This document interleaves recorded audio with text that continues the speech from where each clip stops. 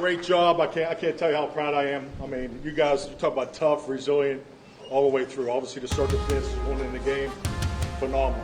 Talk about complementary football, phenomenal. Defense.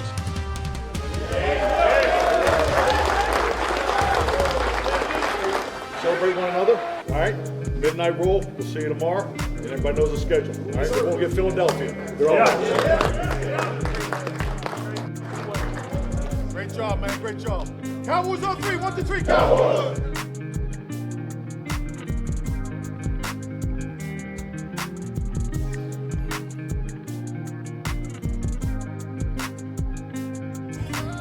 Well, good morning, good people. Mark Holmes here, of course, with my buddy Cowboy Joe Boo, as well as the Funky Chicken.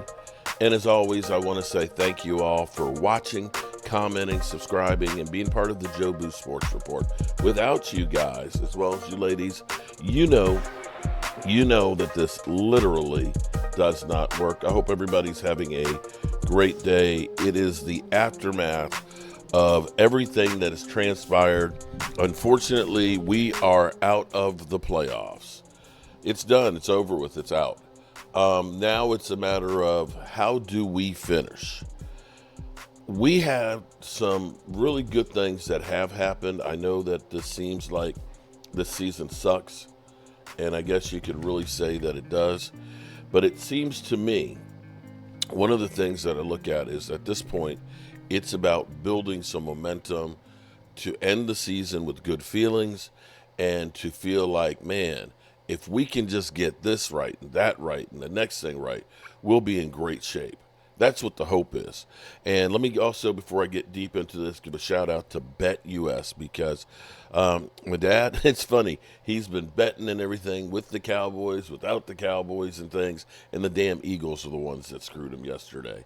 But with BetUS, as we roll down to the end of the season, don't go anywhere because BetUS covers more than just football. With BetUS, if you use the promo code YouTube150, you can get 150% matching on your first 3 deposits of $2,000. So go ahead, definitely bet responsibly and bet with BetUS. So what we have to look here is the Cowboys decided for whatever reason we're going to reset the clock, and the clock is still resetting because more than likely Zach Martin will be done, more than likely D-Law will be done, and quite possibly Diggs may be completely gone. Of course, Tyron Smith was gone after the last year, so we are in uncharted territory. All of the links to the Jason Garrett era, with the exception of Dak Prescott, will be off the roster. And we are starting the next generation.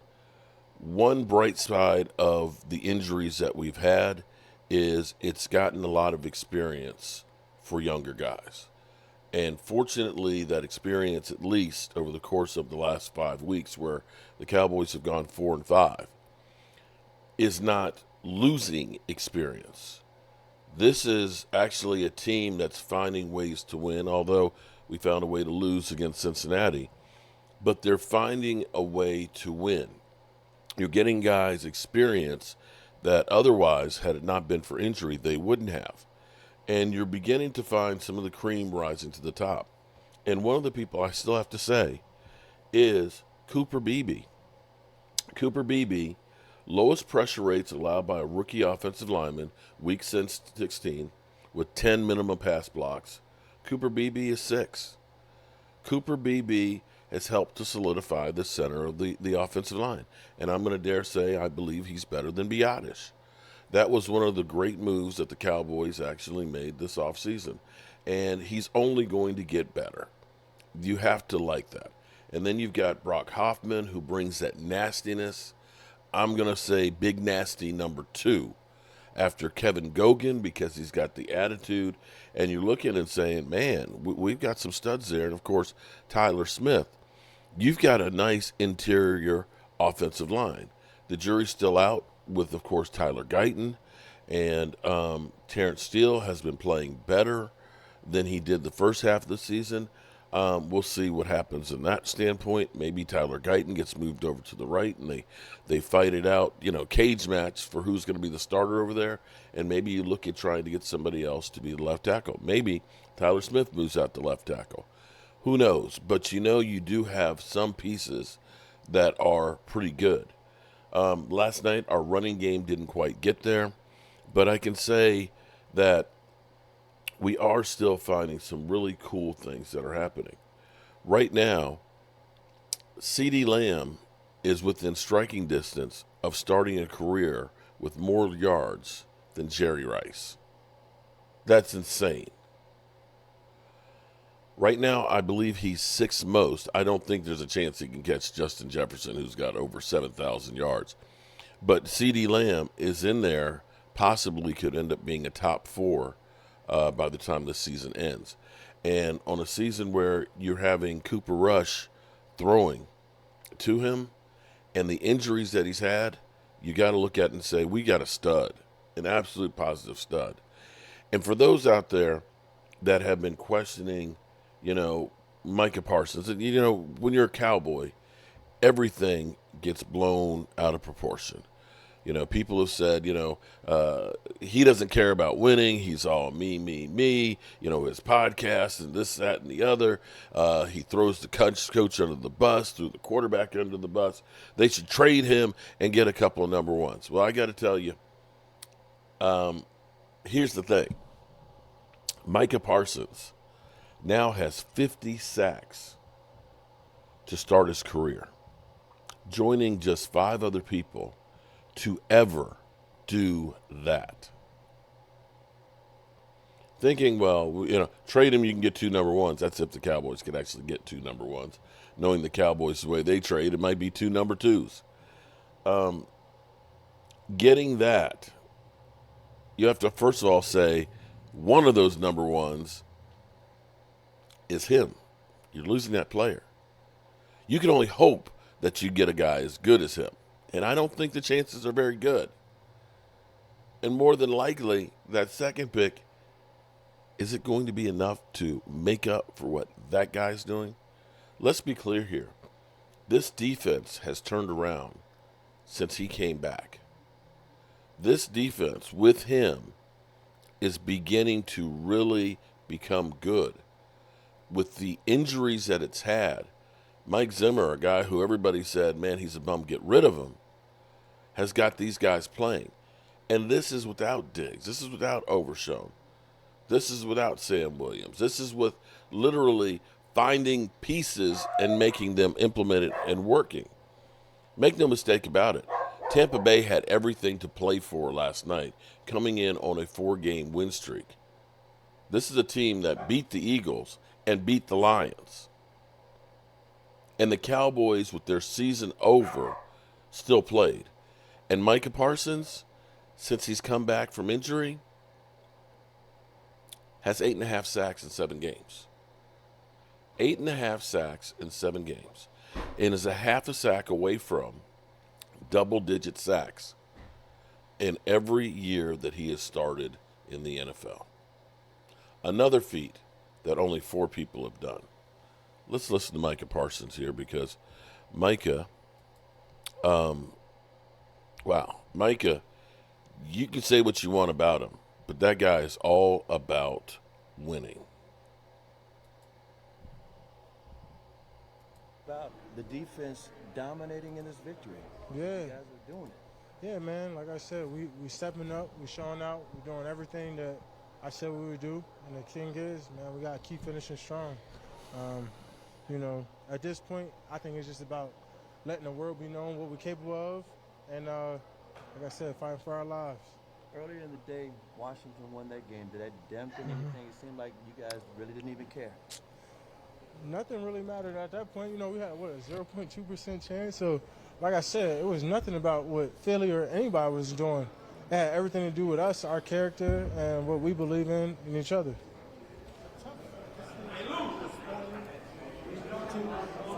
No, I think that's the best part. We got nothing to lose. They got everything to lose. Seeding, positioning, potential elimination. So it's good to be on the opposite end now. That was not good, but it's nice. Mikey, you're now 50 sacks. Very, very selective. Maybe like Reggie and White on that last team. When you think about that, what does that mean to you, what you've been able to accomplish in your career so far? Man, that's some legendary stuff, man.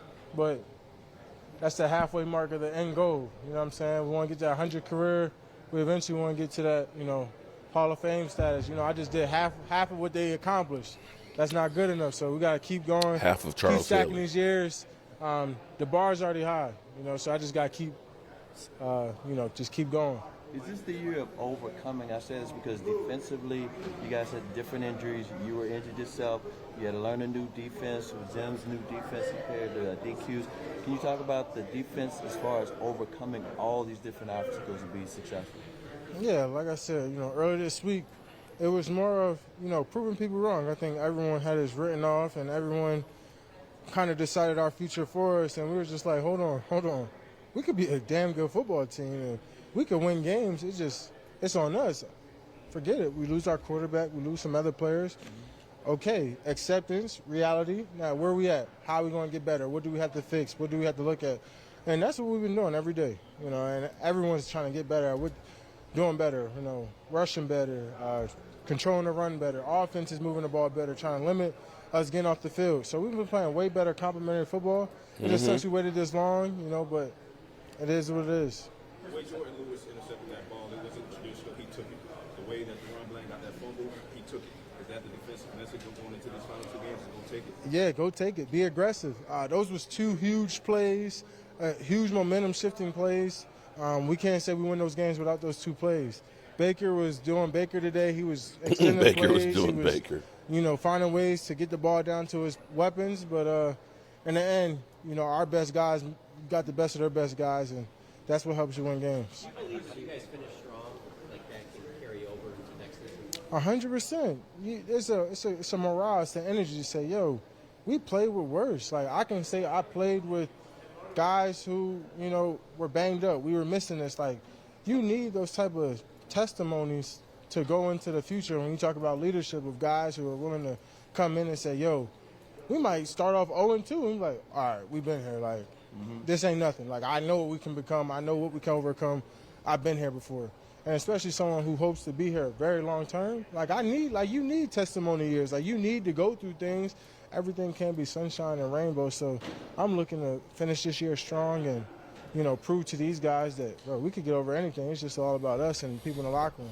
Do you think it could also factor into Mike McCarthy's future potentially staying here, a strong finish? Yeah, for sure. I think everyone's fighting for their life. We got 30 free agents. Coaches want to come back. So we're just fighting to keep the brotherhood together at the end of the day. We all love our coaches, our teammates. We just try and keep this, as tight-packed as possible because we know what we're capable of. Merry Christmas, man. Merry Christmas. All right. Okay, we're not going to do Mike McCarthy. Mike McCarthy, that's a whole nother ball of wax here. But here is the question, though, is what are we doing here? Where are we going from here? Jerry Jones, of course, was comparing this to like Super Bowls. How the mighty have fallen. He was giddy last night. And see, this is where you could say, yeah, we played good against Carolina, who did get a win, mind you, yesterday. We played against the Giants, but who hasn't, okay? And we got wins against the Commanders. Maybe they weren't as good as we thought. But, let's see what happens when you're playing a good team. I had said pump the brakes a little bit on Rico because we looked at it and we said he's got 392 yards in 3 weeks. But I also pointed out that Cincinnati was the 24th in run stopping. The Giants were like 28th. And Carolina was like 31st. So you looked at that and you said, yeah, but look at the competition. Last night against Tampa Bay, we saw we weren't able to run the ball as effectively. And I'm not saying that to say that Rico's not a good back. He is. But then it makes you look at this. This is all an evaluation process at this point of the pieces that you say we have to have and then the places we need to repair. So let's listen to Jerry after the win last night, how giddy he is. They're playing for the Super Bowl out there. He won't let them do it. So proud of that. Proud of the coach. Thanks, guys. It's good. Well, Merry Christmas, too, every one of you. You seem pretty excited coming down the hallway. Oh, my gosh. I just, it meant so much to us to get the win. That's an outstanding team out there, a playoff team. And but the key thing is that the defense, Mike Zimmer, Mike McCarthy, the players, they just right up until the last play, stripping that ball, they just won't, they don't differentiate. They're fighting all the way. And there's no question we're fighting with a very limited deck out here right now, and those guys are doing a great job, all of them, the players. But my hat's off to Mike McCarthy. When you found out that you guys were eliminated before this game started, were you expecting the team to play like this? Well, it was a down time. When Mike and I met in his office before the game, we both looked like we had lost somebody. And so it was something that you had to kind of get above the reality that we weren't going to go. But the other thing is, though, that, boy, I'm telling you, I hope everybody does agree with me. That's a big effort. Those turnovers, those forcing those fumbles, that interception, it may be one of the best interceptions I've ever seen on the goal line at the time they're supposed to have them. So can't say enough about the way that Mike's got the fight in the team. What do you think about that effort after you found out you weren't going to go to the playoffs? How does that affect your evaluation of Mike McCarthy? Well, again, Mike's an outstanding coach, and I'm just proud that they got rewarded, and the team is playing at that level because he's got them coached up to play at that level, even though you realize that when you're not in those playoffs, then you can't get to the big one. But he's got this team. That's his good of emotional performance, effort performance, as I've seen us have, and I don't know what to compare it to. What did you think of Cooper Rush's performance, especially in the first half? Think he's getting better. Thought he played better against Carolina. Thought he is improving, which makes sense. That's what he's done before, and he'll be better the next game, and so on. So, listen, let's give Tampa their due. They're a good defense out there, and that's a big challenge for a quarterback. So, again, proud of him. Thought it didn't get away from him. Thought he was as big as it was. I have a lot of respect for that team, the coaching staff, and the quarterback. So, but boy, am I proud of these guys. We took it to them. Jerry, how do you feel? Failure of the season, primarily the injuries. Oh, I don't want to get into the litany. There's many things that have gone into us sitting here not in the playoffs, and you can start with me. And I'm not trying to be any way other than a lot of people contribute to it when you win. A lot of people contribute to it when you don't. Boy, give me that kind of effort, that kind of professionalism. Those guys came out and played as though they were fighting to in the championship game to go to the Super Bowl. So I can't tell you how proud of them and the coaching staff. It really shows me something. Jerry, how do you feel about some of the guys that you already do have coming back next year and making plays like Duran and Maris Cleofau and Brandon Aubrey, those kind of guys? How do you feel about the outlook for the future? Well, I know that given a chance, players will do that. They will step out and they'll become something that before they had a chance to really do it and get the repetition. So you would expect, and those guys are going to be the cornerstone of that are out here making these plays now that we hadn't necessarily planned would be.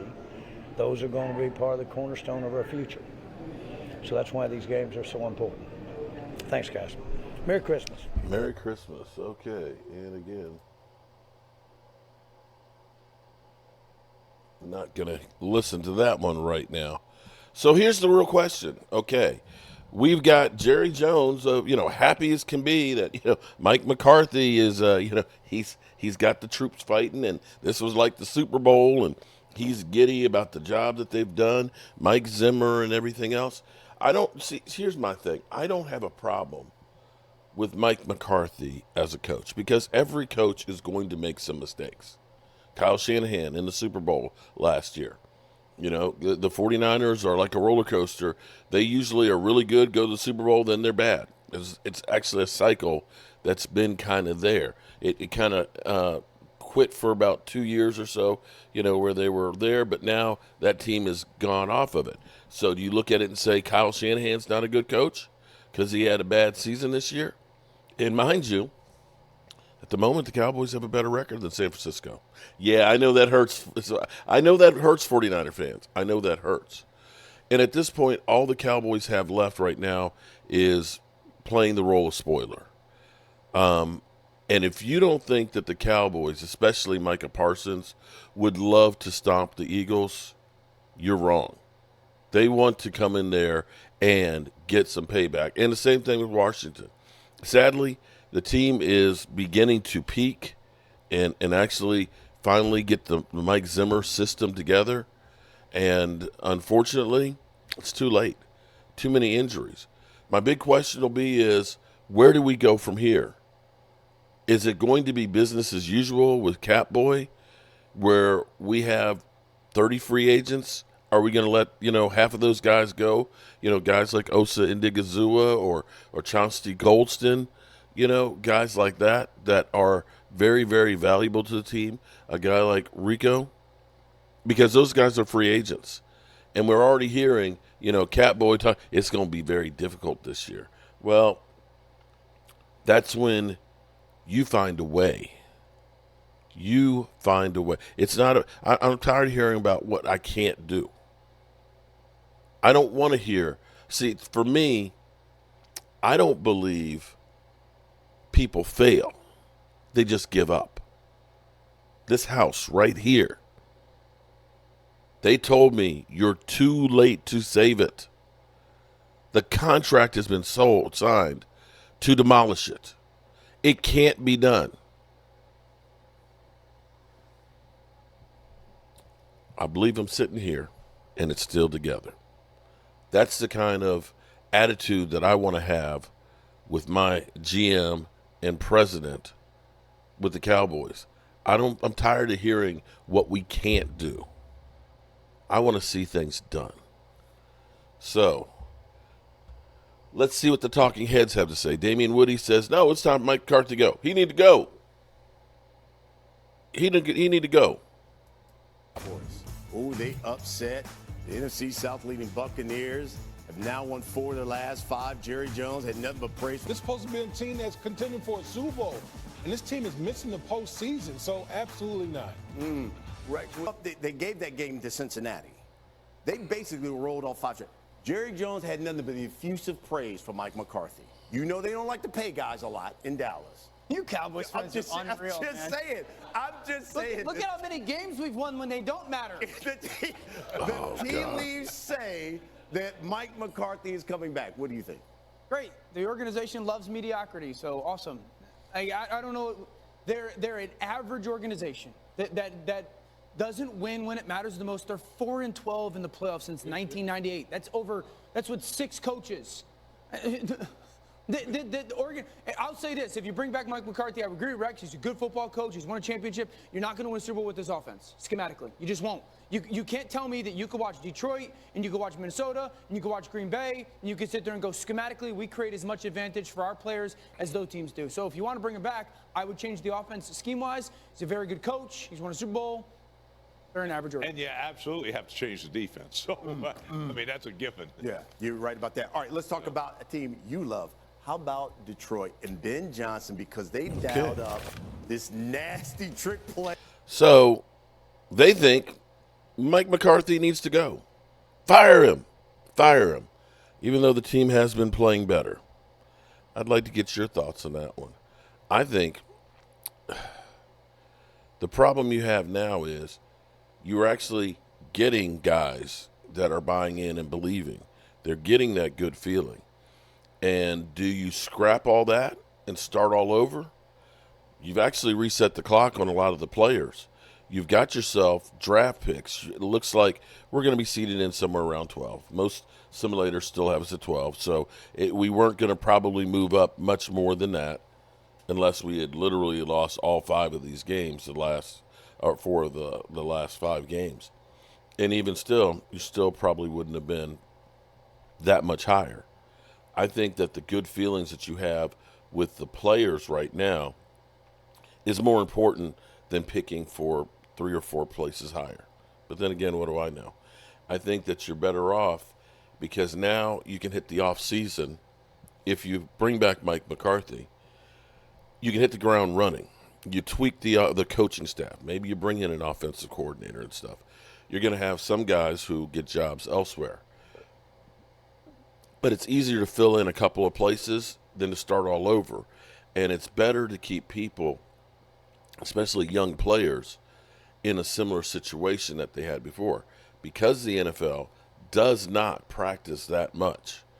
There's not, you only have so many OTA practices. You have very shortened mini camps. And training camp is 14 practices. Having guys that know the system and knowing where they're supposed to be already before you start OTAs, where you can tweak them and bring them on, bring more into them, is better than starting all over, at least in my mind. Alrighty, good people, I hope you all have a great day. We'll be doing Monday Night Football, of course, tonight. We're coming down the stretch of the NFL season, sadly. It's almost over. As always, I appreciate you guys, and have a great day, and we will see you soon. Man, we had a great run of it. He's a great coach, and I'm proud to have him as a friend and proud to have had the times that we had. We just had a great experience. Can you answer Switch's question now? What? Do you think you could answer Barry's question now? I've never been able to know why. Not just that, but anything else.